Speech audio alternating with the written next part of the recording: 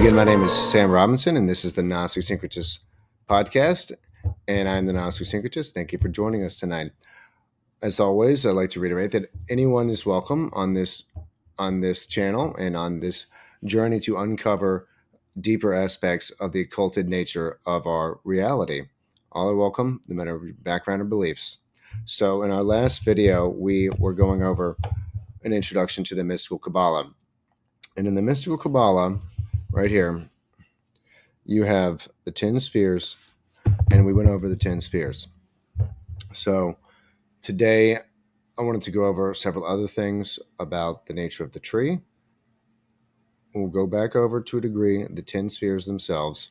Then we're going to go over the 3 triangles and the 3 pillars of polarity, the 4 worlds, and the different attributions placed on the tree that help elucidate a greater level of its nature, depth, and through the symbols placed on the tree. So you start with Kether. This is Kether, and you can see Kether is the considered the primordial point, the first crystallization of the emanations from the negative zealous existence from Ein Sof, the absolute, resting in non-being. And then this overflows into Hokmah. Hokmah is the cosmic archetypal male potency and stimulating force, and then this overflows and becomes encased in form in the Binah sphere, which is the bringer of form, and thus considered to be the bringer of death, because all energy that becomes encased in form is going to eventually have that form disintegrate. And this is really more in Binah, the idea, the first archetypal idea of form, just like Chokmah is the archetypal idea of cosmic energy.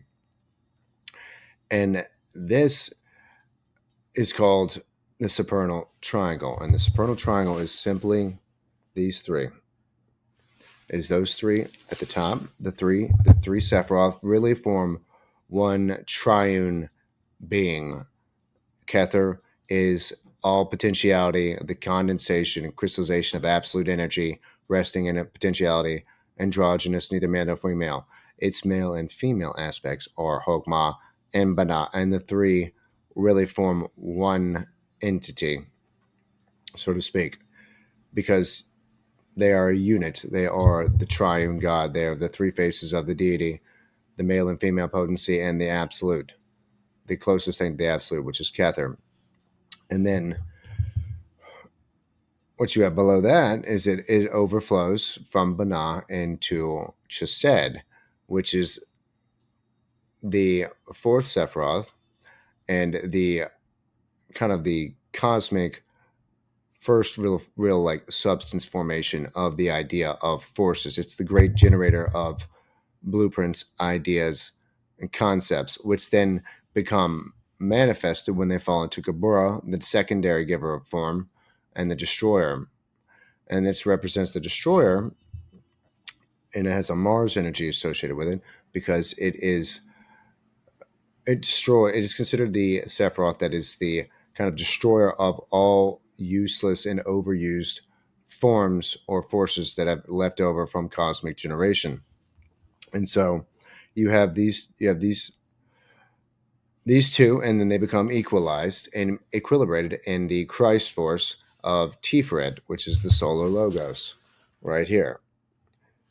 And once you reach Tiferet, this is really all one energy in concept up until that point, and it breaks up kind of like through a prism, and is shattered into forces in Natsag. Becomes one force, becomes many forces, and then those forces become ensouled and put into real forms finally. And Hod, the eighth Sephiroth, the Sephiroth of true forms as we think of them, still ethereal, but forms.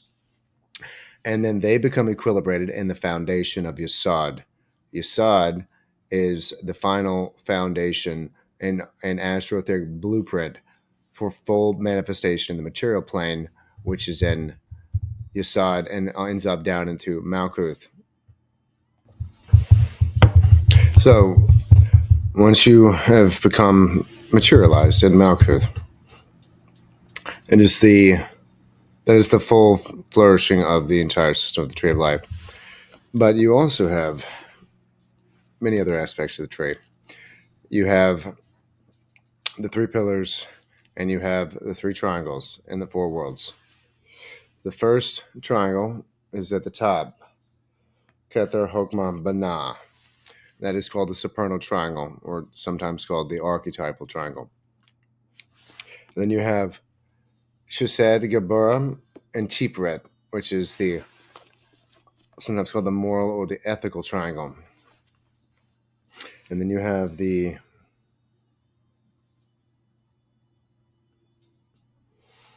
I'm called the astral triangle, which is Netzach, Had, and Yesod. And there's good reason for calling it the astral or the magical triangle, because it's where magic typically occurs. So the groupings of them into those three triangles once again helps to systematize and aggregate different types of Sephiroth into units of three, which enable one to kind of grasp a little better understanding of why those three are connected as they are, for like in the sense of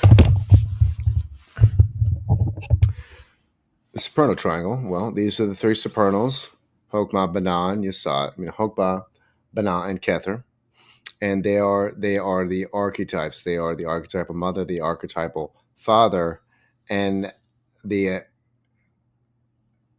link to the absolute. So they're linked to the absolute highest realms in existence of the Kabbalistic tree. With the moral and ethical triangle, the reason that you could explain it that way is that Chesed is considered the lawgiver, the bringer of justice, the creator of the if you can see right here, he's representing a man sitting on a throne as the lawgiver, as the protector, as the guardian. And then on the other side, you have Geburah, who is that same king on horseback, charging forward as the destroyer, the bringer of destruction, and the warrior. And then you have those two forces. You have the protective guardian and bringer of law and order force, contrasted with the bringer of war, destruction, and disintegration of forms, met in the middle with the Christ consciousness, the solar logos, the equilibrator of the whole tree, which is Tiferet, which has the cross, the king, the baby Jesus, and the six-pointed star as its symbol. And it is it equilibrates the two opposing sides of that type of thinking. You could have, just to give an example.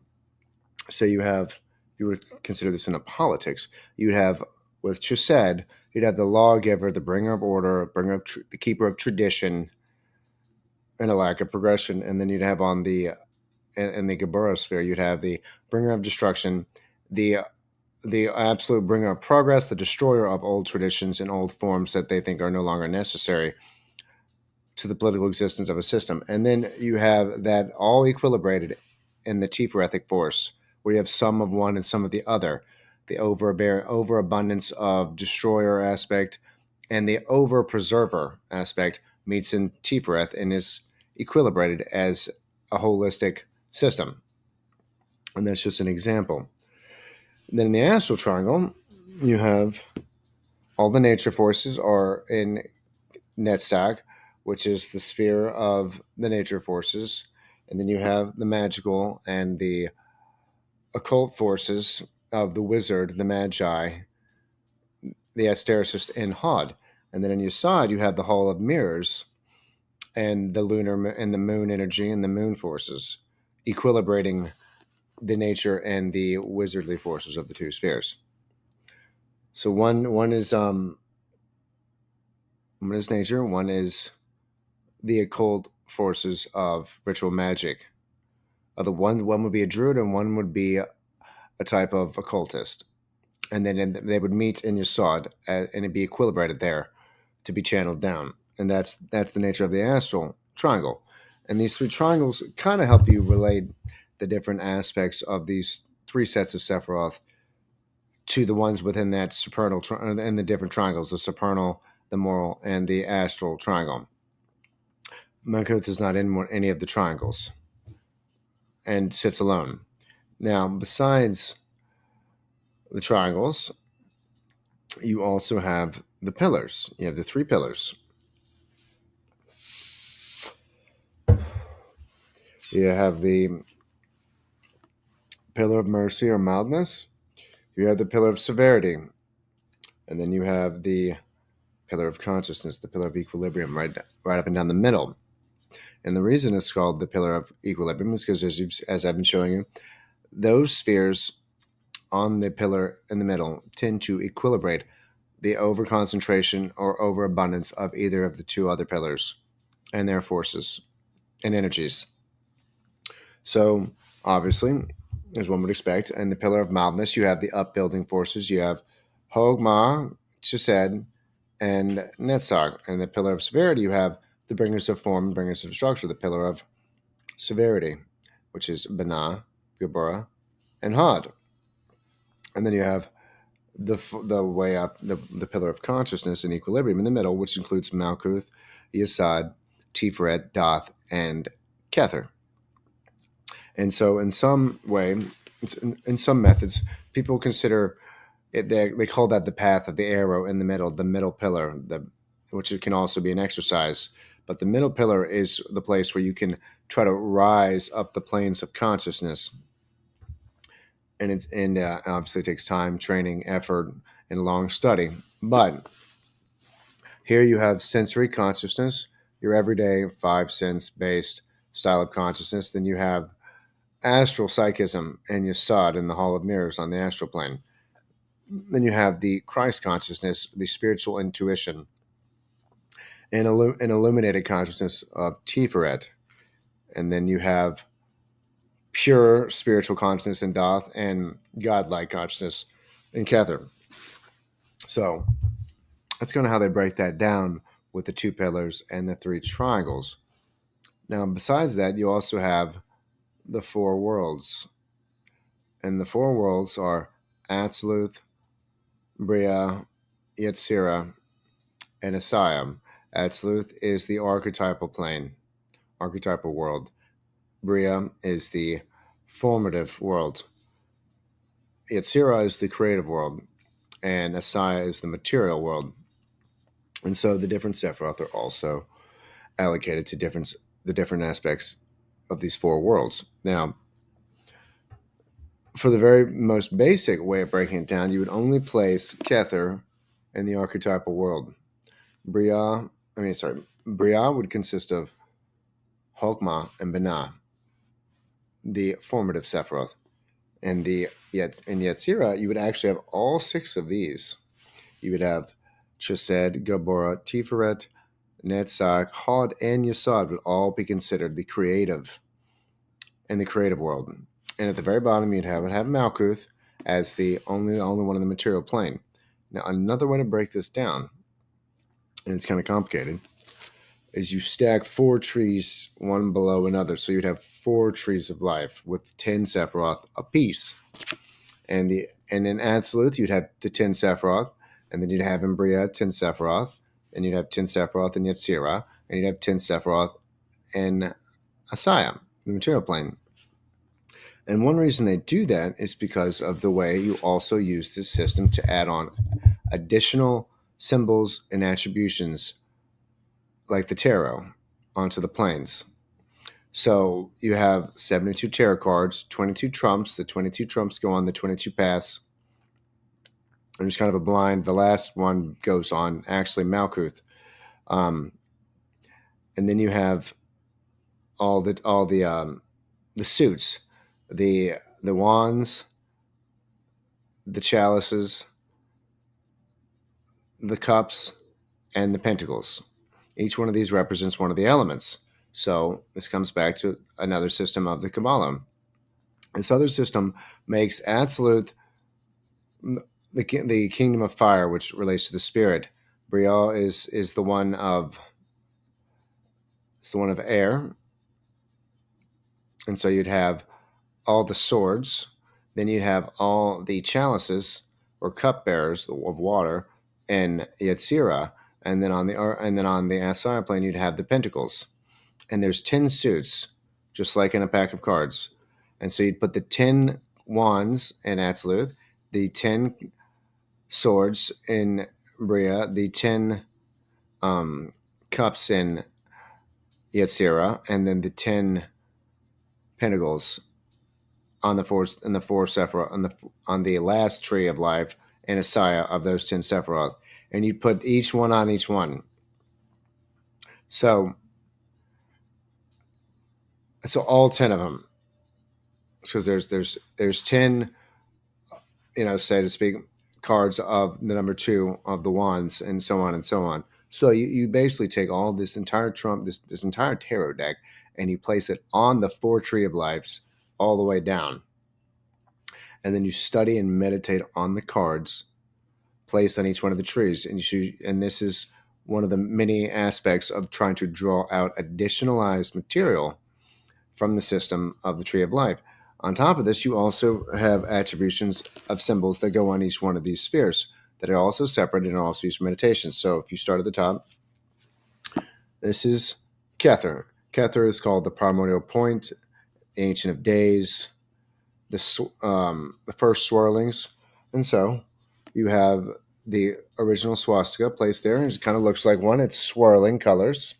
You have the primordial point, which is just a point, just a dot by itself, or you have a circle with a dot in the middle, also representing Kether. You have the Ancient of Days. You have a man with a half face towards you and half face towards the Absolute. A man in profile, as they call it, would also be one of his symbols. And then you move on down to Hogmah, and you have the attribution of the planetary zodiac, which is why there's stars. There's stars around it. You also have the phallus, which is why this is an upright image right there of the cosmic, so to speak, a cosmic phallic energy, male potency, but on a cosmic level, not on like an earthly sexual level. It's not sexual energy. It is the cosmic energy of the positive, upbuilding, stimulating force, the cosmic stimulator. So then you have in Binah, the cosmic womb, which you can see right there is the symbol of what they call the yoni, or the female generative organ, and it's all black around it, and it is obviously symbolic of the cosmic receptacle, the cosmic receptive force, and the first creator of form, and you would meditate on those symbols. And then you move on down to Chesed, and we've kind of gone over this a little bit. You have the king in profile sitting on his chair, on his throne. You also have the pyramid is associated with it because it's 4-sided, and you have the color blue. And then in Geburah, you have the man on his chariot, the warrior king, out to go and engage in acts of war. And of course, the color is red. So Mars is attributed to Geburah, Jupiter to Chesed, and then you have Saturn as to Binah, and the zodiac to Hokmah. And then in Geburah, you also have the 5-pointed star because it's the 5th Sephiroth. Just like in the 4th Sephiroth, you have the 4-sided pyramid, and so that is another one of their symbolic attributions. And then you go to reach down into Tiferet, and you have the cross, the 6-pointed star because it's the 6th Sephiroth, the Savior, and the baby Jesus, and as well as the solar image of the sun. Also, all attributions to the 6th Tiferetic intelligence in Sephiroth. Now, as you keep going, you get down to the 7th Sephiroth, and you have a female deity with a 7-edged petal or flower, because it's the 7th Sephiroth.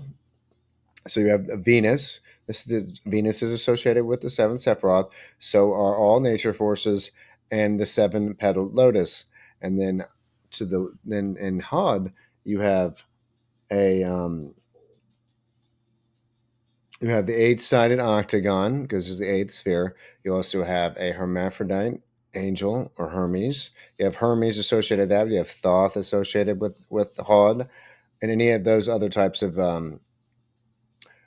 religious gods of wisdom. And then in the ninth sphere, you have Yesod, and you have the rainbow bridge. You have the lunar symbolism.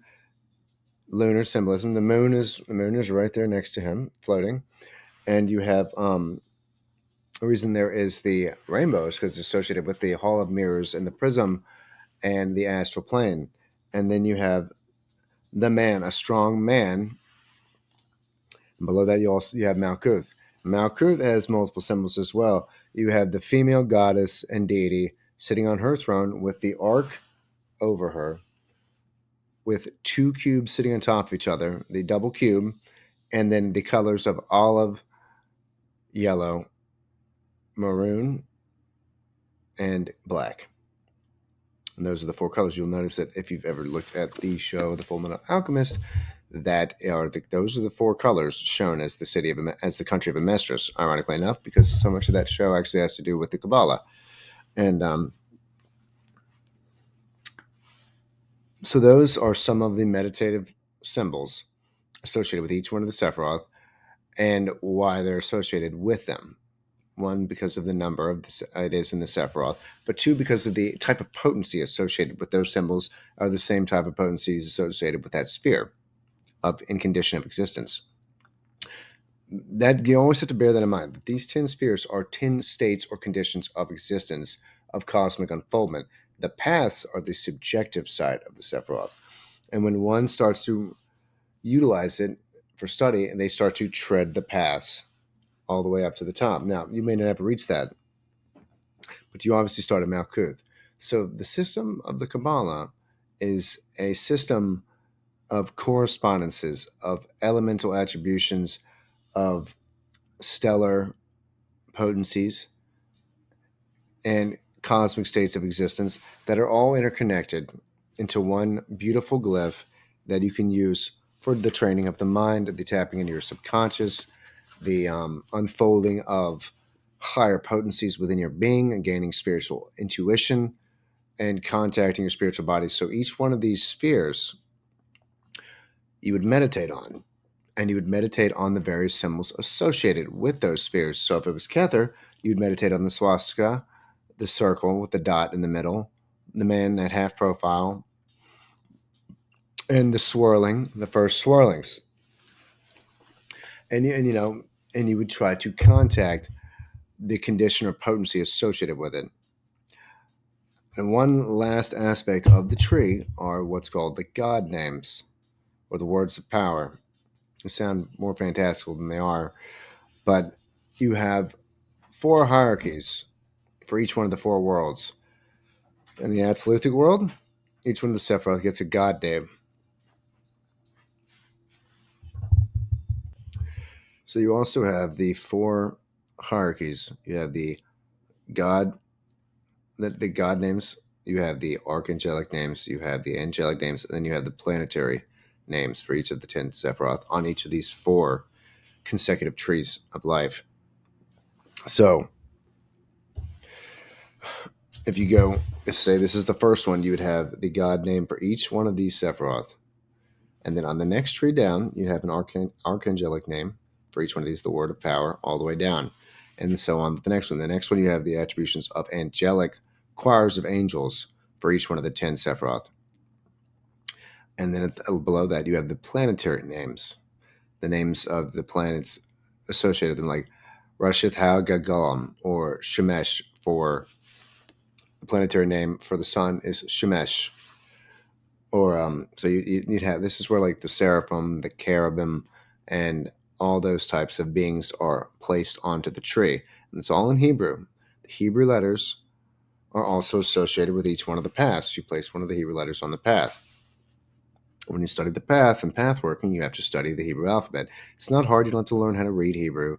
You don't have to learn how to speak Hebrew or even write it. You just have to study the letters and the different symbols associated with them, and what it converts to into a number.